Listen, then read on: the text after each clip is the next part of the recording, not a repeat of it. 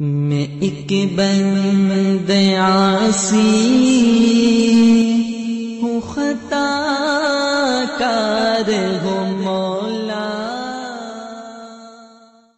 حضرت ابو ہریرہ رضی اللہ تعالیٰ عنہ کہتے ہیں کہ رسول کریم صلی اللہ علیہ وسلم نے فرمایا، قیامت کے روز اعمال آئیں گے، پس نماز پیش ہوگی اور عرض کرے گی کہ اے پروردگار میں نماز ہوں۔ اللہ تعالیٰ فرمائے گا بے شک تو بھلائی ہے۔ پھر صدقہ یعنی زکوٰۃ پیش ہوگی اور عرض کرے گی کہ اے پروردگار میں صدقہ ہوں۔ اللہ فرمائے گا بے شک تو بھلائی ہے۔ اور پھر روزہ پیش ہوگا اور عرض کرے گا کہ اے پروردگار میں روزہ ہوں۔ اللہ تعالیٰ فرمائے گا بے شک تو بھلائی ہے۔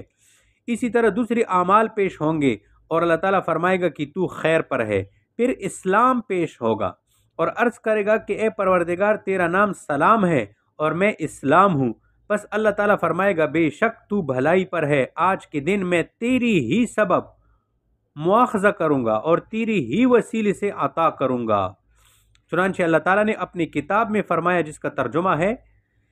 وَمَن يَبْتَغِ غَيْرَ الْإِسْلَامِ دِينًا فَلَن يُقْبَلَ مِنْهُ، جس کا ترجمہ ہے جو شخص اسلام کے سوا کسی دین کو اختیار کرے گا اس سے وہ دین ہرگز قبول نہیں کیا جائے گا اور آخرت میں خسارہ میں رہنے والوں میں سے ہوگا۔ تو قیامت کے دن نیک اعمال شفاعت کریں گے۔ وعن عبداللہ بن عمرو قال قیل لرسول اللہ صلی اللہ علیہ وسلم ای الناس افضل قال کل مخموم القلب صدوق اللسان قالوا صدوق اللسان نعرفه فما مخموم القلب قال هو النقی التقی لا اثم علیہ ولا بغی ولا غل ولا حسد،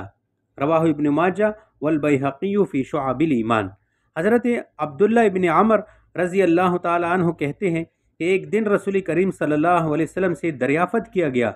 کہ کون آدمی بہتر ہے، تو آپ علیہ السلام نے فرمایا ہر وہ شخص جو مخموم دل اور زبان کا سچا ہو۔ یہ سن کر صحابہ نے عرض کیا کہ زبان کے سچے کو تو ہم جانتے ہیں، لیکن مخموم دل سے کیا مراد ہے، مخموم القلب سے کیا مراد ہے؟ آپ علیہ السلام نے فرمایا مخموم دل وہ شخص ہے جس کا دل پاک اور صاف ہو، پرہیزگار ہو، اس میں کوئی گناہ نہ ہو، اس نے کوئی ظلم نہ کیا ہو، حد سے تجاوز نہ کیا ہو، اور اس میں کدورت، کینہ، حسد کا مادہ نہ ہو۔ تو صاف دل انسان سب سے اچھا ہے۔ وعن علی رضی اللہ عنہ قال قال رسول اللہ صلی اللہ علیہ وسلم اذا لم یبارک للعبد فی مالہ جعلہ فی الماء والطین۔ حضرت علی رضی اللہ تعالیٰ عنہ کہتے ہیں کہ رسول کریم صلی اللہ علیہ وسلم نے فرمایا، جب کسی بندے کے مال اور دولت میں برکت عطا نہیں ہوتی تو وہ مال اس کو پانی اور مٹی میں ملا دیتا ہے، یعنی اپنی دولت ضرورت سے زائد عمارتیں بنانے اور ان کی زینت اور آرائش میں خرچ کرتا ہے۔ قسم قسم کے رنگے اور قسم قسم کے اس کے اندر جو ہے ڈیزائنیں، پھر انہی چیزوں میں جو ہے یہ مال خرچ ہوتا ہے۔ وعن ابن عمر ان النبی صلی اللہ علیہ وسلم قال اتقوا الحرام فی البنیان فإنہ اساس الخراب، رواہم البیہقی فی شعب الایمان۔ حضرت ابن عمر رضی اللہ عنہما سے روایت ہے کہ نبی کریم صلی اللہ علیہ وسلم نے فرمایا، لوگوں تم عمارتوں میں حرام مال لگانے سے پرہیز کرو، کیونکہ عمارتوں میں حرام مال لگانا دین یا اس عمارت کی خرابی کی بنیاد اور جڑ ہے۔ ان دونوں روایتوں کو اوپر علی رضی اللہ عنہ اور نیچے ابن عمر، ان دونوں روایتوں کو بیہقی نے شعب الایمان میں نقل کیا ہے۔ تو ان دونوں روایتوں میں بے برکت مال کی علامت بتائی گئی ہے۔ اور یہ جو آخری حدیث ہے اس میں جو اتقوا الحرام فی البنیان، اس جملے کا مطلب یہ کہ تعمیرات میں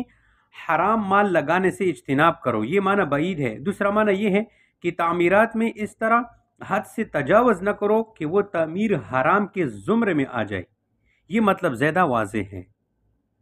اساس الخراب یہ جملہ ما سبق مفہوم پر متفرع ہے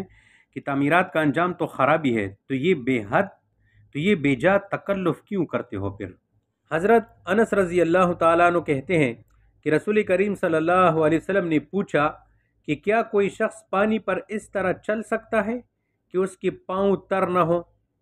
صحابہ نے عرض کیا یا رسول اللہ ایسا تو ممکن نہیں ہے، حضور علیہ السلام نے فرمایا یہی حال دنیا دار کا ہے کہ وہ گناہوں سے محفوظ اور سلامت نہیں رہتا، یعنی سمندر پر یا کسی بھی پانی پر گزرنے والا آدمی یہ پانی کی تری سے نہیں بچ سکتا، اسی طرح دنیا میں پڑنے والا شخص گناہوں سے محفوظ نہیں رہ سکتا،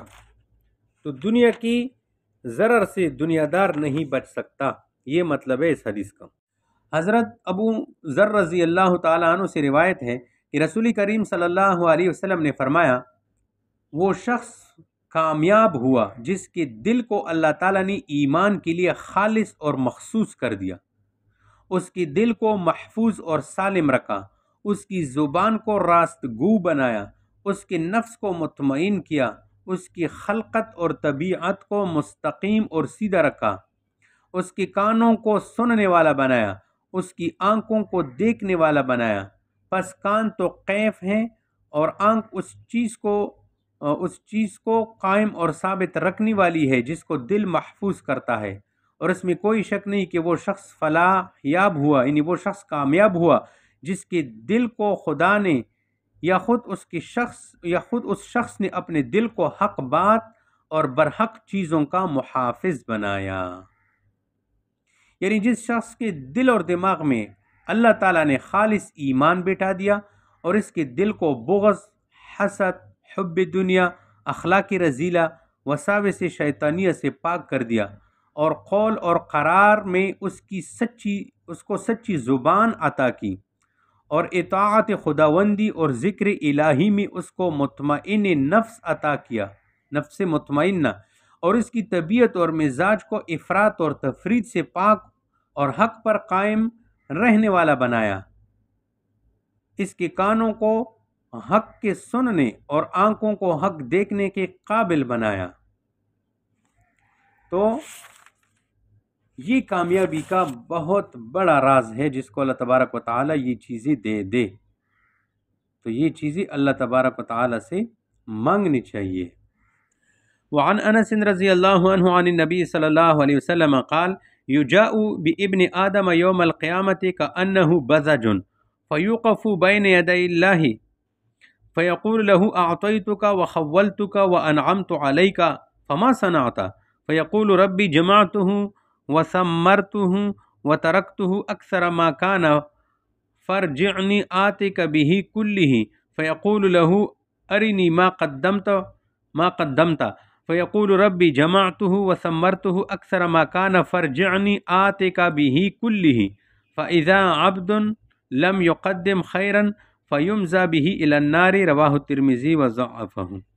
حضرت انس رضی اللہ تعالی عنہ نبی کریم صلی اللہ علیہ وسلم سے نقل کرتے ہیں کہ آپ علیہ السلام نے فرمایا قیامت کے دن ابن آدم کو اس طرح پیش کیا جائے گا کہ گویا کہ وہ بکری کا بچہ ہے، پھر اس کو اللہ تعالیٰ کے روبرو کھڑا کیا جائے گا اور اللہ تعالیٰ اس سے فرمائے گا کہ میں نے تجھ کو زندگانی یعنی علم، دانش، صحت، تندرستی، امن، عافیت جیسی نعمتیں عطا کی تھی، مال، دولت، خدام، جاہ اور عزت جیسی چیزوں کا مالک بنایا تھا، پس تو نے کیا کام کیا؟ ابن آدم عرض کرے گا میرے پروردگار میں مال اور دولت جمع کرنے اور اس کو بڑھانے میں لگا رہا اور اس کو دنیا میں اس سے زیادہ چھوڑ کر آیا جتنا کہ تھا، اور اب آپ مجھے دنیا میں دوبارہ بھیج دیجئے تاکہ میں اس تمام مال اور دولت کو لے کر آپ کی خدمت میں حاضر ہوں۔ اللہ تعالیٰ اس سے فرمائے گا کہ تم نے اس کو آگے بھیجا ہو تو مجھے اس کو دکھلاؤ، جو کچھ آگے تم نے بھیجا ہے وہ مجھے دکھلاؤ۔ تو وہ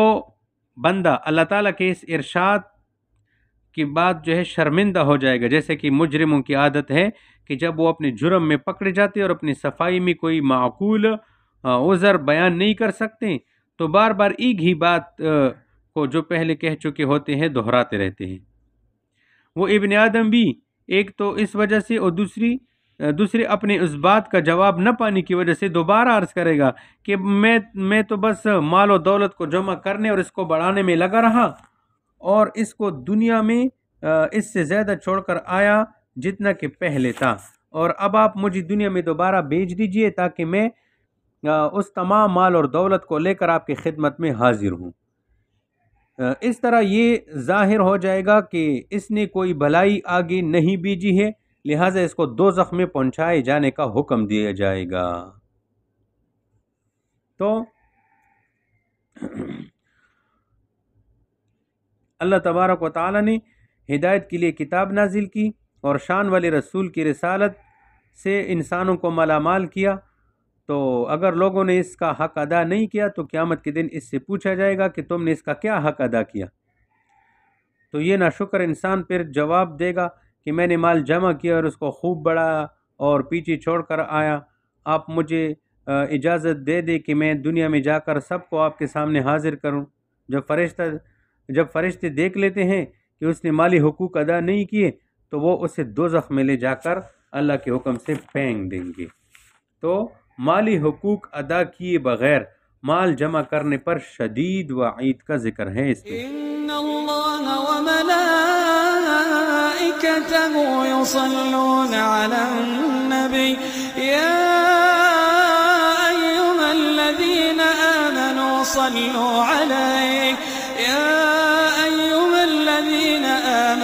صلوا عليه وسلموا تسليما إن الذين يؤذون الله ورسوله لعنهم الله في الدنيا والآخرة وأعد لهم عذابا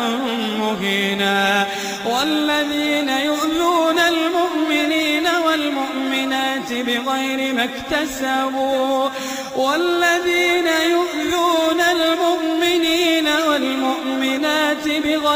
اكتسبوا فقد احتملوا بهتانا وإثما مبينا